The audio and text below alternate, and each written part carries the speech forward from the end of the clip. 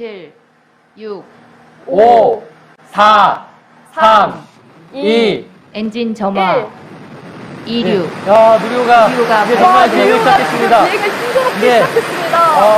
저 불꽃 보이시나요? 와.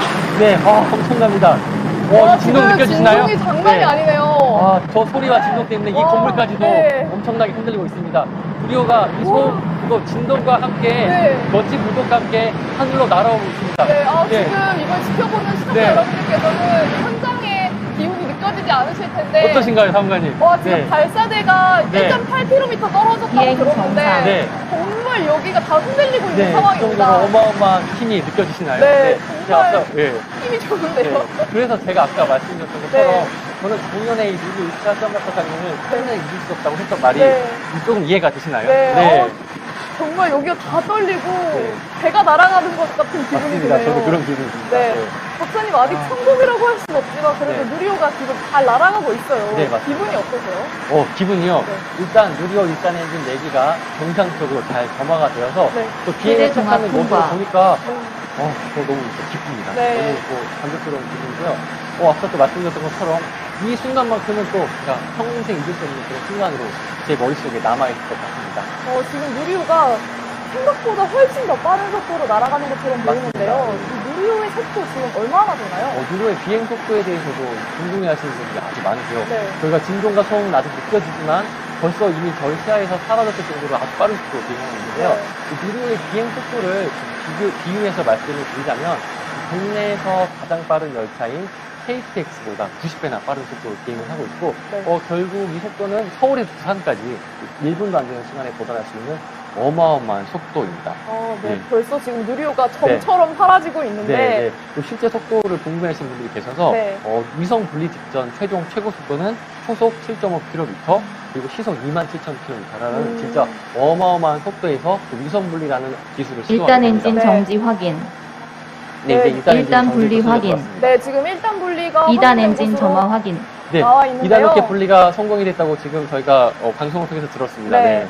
일단 누리호가 비행운을 그려가면서 잘 날아가고 있어요. 맞습니다. 지금 오른쪽 상태창을 통해서 네. 누리호의 고도와 그리고 고도별 임무 어떤 절차가 수행되는지를 저희가 이제 표시해주고 있는데요. 네. 일단 무엇보다도 누리호 일단 로켓 분리에 성공해서 정말 다행입니다. 네, 이 누리호가, 말씀하시죠. 네, 누리호가 이렇게 빠른 속도로 날아가고 있는데 네네. 단분리를 비행 하는 이유가 정상. 뭔지 고도 제일 100km 궁금해요. 통과. 누리호는 단분리 과정이 아주 중요합니다. 네. 이 단분리를 통해서 비행 무게 방금 네, 100km 지금 고도 통과했습니다. 100km 통과했습니다. 네, 아직 많이 남았는데요. 네. 끝까지 저희와 함께 시청해 주셨으면 좋겠습니다. 네. 어쨌든 이 단분리 과정에 대해서 제가 말씀드렸잖아요. 아주 중요한 절차라고 할 수 있습니다. 누리호는 이 단분리를 통해서 비행 무게를 줄일 수 있는데요. 연소가 종료된 엔진과 또 동체를 분리하여 해상에 버림으로써 비행 무게를 줄여 나머지 비행을 효율적으로 진행할 수 있습니다. 그리고 이 단분리 절차 적용을 통해서 어떻게 보면 각 고도에 적합한 형상의 엔진을 적용해서 저희가 개발한 엔진의 성능을 극대화시킬 수 있는 장점을 가지고 있습니다. 그런데 지금 저는 누리호가 날아갈 때 이렇게 네. 수직으로 바로 발사하는 줄 알았는데 네네. 포물선을 그리면서 날아가네요. 맞습니다. 결국 이 누리호라는 발사체는 인공위성을 저희가 원하는 원궤도 또는 타원궤도로 쏘아 올려야 하잖아요. 네. 그 궤도를 그리고 그 궤도에서의 원하는 속도를 내기 위해서 수직으로 올라가는 것이 아니라 포물선 형태로 발사를 하고 그 후에 위성 분리를 시도하게 됩니다. 그러면 지금 누리호가 1단 분리까지 성공했는데 네네. 바로 또 2단 분리에 들어가나요? 아닙니다. 누리호는 2단 분리 전 아주 중요한 절차가 하나 남아 페어링 있습니다. 분리 네. 확인. 방금 제가 말씀드리려고 하던 그 네. 부분인데요. 바로 페어링 분리입니다. 어, 이 페어링은 누리호의 맨 상단 꼭대기에 위치하여 네. 탑재된 비행 정상. 고도 인공위성을 200km 통과. 좋은 소식이 들려오고 있네요. 네. 네. 탑재된 인공위성을 이 공기에 의한 마찰열 또는 압력으로부터 보호하는 일종의 안전모라고 생각하시면 되겠네요. 저 지금 맨 위에 있는 삼각형 모양이 바로 맞습니다. 페어링이라는 거죠? 지금 또 자료 화면으로 보이는 맨 꼭대기에 있는 콘 모양의 형상이 바로 네. 페어링입니다. 이 아주 페어링 불도 중요한 절차인데요. 네. 지난 나로 1차 2단 발사 엔진 정지 당시에 확인. 네, 지금 말씀드리는 순간 누리호가 2단 분리에 성공했다는 소식 들려왔습니다. 2단 엔진 정지에 성공을 2단 했고 분리 확인. 네. 2단 분리에 성공했습니다. 네, 맞습니다. 이제 2단 분리까지 성공했다고 네. 하니까 너무 이 기쁜 마음을 제가 주체할 네. 수가 없는데요. 일단 이 단분리 기술이라는 건 네. 어떻게 보면 비행 저희가 정상, 네, 고도 비행 정상, 300km 통과. 300km 통과. 비행 정상이라는 소식도 계속 들려오고 있습니다. 네, 네. 단분리 기술에 대해서 잠깐 더 네. 말씀을 드리겠습니다. 이 단분리 기술이라는 건 결국은 저희가 지상에서 단분리가 이루어지는 고공 환경을 또 완벽하게 모사해서 저희가 모든 시험을 할 수가 없기 때문에 네. 지난 1차 시험 발사 당시에 정말 많은 분들께서 또 걱정 아닌 걱정을 많이 하셨거든요. 하지만 지난 1차 시험 발사에 이어 이번 2차 시험 발사에서도 단분리 과정이 정상적으로 잘 진행되었고 네. 이를 볼 때 저희가 어느 정도 기술적으로 검증이 되었다라고 말씀을 드릴 수 있겠습니다. 박사님, 지금 누리호가 네. 1단, 페어링, 그리고 2단까지 분리했잖아요. 네네. 이렇게 분리된 누리호의 일부는 어떻게 되는 건가요? 분리된 1단, 2단, 그리고 페어링은 뭐 결국은 지구 중력에 이끌려서 또 해상으로 이 추락을 하게 됩니다. 네. 그런데 만약에 이렇게 추락하는 경로상에 비행 정상, 고도 400km 통과. 400km 통과. 고도 네. 400km 통과했습니다. 300km 나왔습니다. 네. 네. 이렇게 추락하는 이 부품의 경로상에 만약 항공기나 선박이 위치하게 된다면 또 충돌에 의해서 큰 사고로 이어질 수가 있겠죠. 그래서 앞서 한번 말씀드렸던 저희가 발사 승인을 국제기구에 받으면서 각 부품이 추락하는 예상 위치를 통보하게 되고 또 이 통제 구역을 설정함으로써 추락에 의한 충돌 사고 발생을 미연에 막고 있습니다. 네, 이제 약 10분 뒤에 성능 검증 위성 분리까지 이루어지게 되면 누리호는 2차 시험 발사에 성공하게 되는 건데요. 벌써 10분밖에 안 남았나요? 네. 네, 누리호가 저희에서 점점 멀어지고 있습니다. 네, 네. 성공을 위해서 다가가고 있습니다. 네, 특히 지난 1차 발사에서 누리호의 발목을 잡았던 3단 비행까지 네, 네. 순조롭게 이루어지길 네, 바라보겠습니다. 정말 저도 간절히 바랍니다. 박사님, 그런데 지금 저희가 누리호의 비행 소식을 계속 전해 듣고 있는데 네. 이 비행 소식은 지금 어떻게 우리가 듣고 있는 건가요? 네, 저희가 이제 오른쪽에 보이는 그 상태표를 통해서 네. 누리호의 비행 위치와 그리고 각종 절차의 수행 여부를 확인하고 있는데요. 저희는 이 누리호의 비행 상태를 크게 두 가지 방법으로 확인을 하고 있습니다.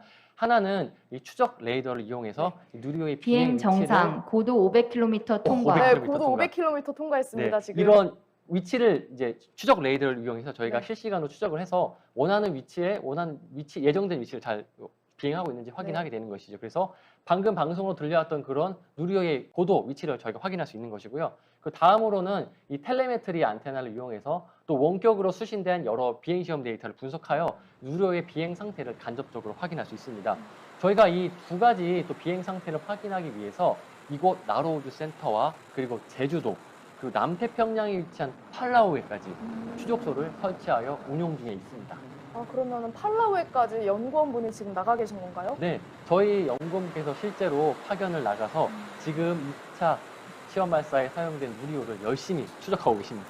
네, 지금 누리호가 아주 하늘 높이 날아가고 있는데 네, 지금 또 발사 장면을 다시 보여주고 계신데요. 네, 저 누리호가 날아오를 때 그 불꽃, 네.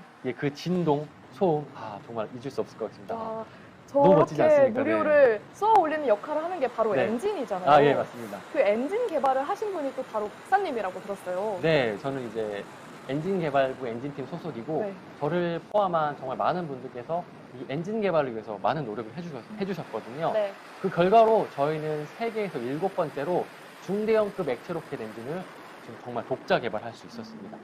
사실 이 엔진 개발이 우주 발사체 개발의 꽃이 아닌가 싶은데요. 사무관님, 저희가 네. 이 누리호 2차 시험 발사를 방금 비행 지켜보면서 정상, 네. 고도 600km 와, 통과. 지금 100km 남았습니다. 네, 얼마 남지 고도 않았습니다. 600km 통과했던 소식 전해 들어왔습니다. 네, 정말 100km 남은 힘껏 네. 날아올랐으면 합니다. 누리호의 남은 발사를 위해서 시청자 여러분께서도 끝까지 저희와 함께 시청해 주시고 또 응원해 주셨으면 좋겠습니다. 네. 앞서 말씀드렸던 거 이어서 말씀해 말씀을 주세요. 드리면, 네. 어떤 거였죠? 우주 발사체 개발의 꽃이 네, 네, 네. 엔진이라는 말씀이시죠. 맞습니다. 네. 어떻게 보면 아까 이제 사무관님께서도 누리호 1단 엔진의 불꽃을 보셨잖아요. 네. 이 불꽃이라는 그 시각적인 효과가 확실하기 때문에 그 우주 발사체 개발의 꽃이라고도 많이들 불러주시는데요. 네. 하지만 이 우주 발사체라는 건 또 엔진뿐만 아니라 공체, 배관, 밸브, 탱크 등 수많은 구성품을 포함하는 무려 37만 개라는 어마어마한 수의 부품으로 이루어져 있고 이 부품 중 단 하나라도 오작동을 하게 되면 전체 발사 임무에 실패를 할 수 있기 때문에 정말 모든 부품이 다 중요하다고 할 수 있겠습니다. 누리호가 37만 개의 부품으로 이루어져 있다고 하셨는데 누리호를 우주로 쏘아 올리면 발사체를 가볍게 하는 것도 굉장히 중요할 것 같은데 이건 어떻게 하나요? 네, 정말 아주 중요합니다. 네. 누리호가 결국 발사체의 무게를 줄이게 비행 되면 정상, 고도 650km 통과. 네, 지금 고도 650km 통과했다는 소식 전해 들어왔습니다. 50km 남았습니다. 네. 네, 정말 얼마 남지 네, 않았습니다. 누리호 화이팅! 네.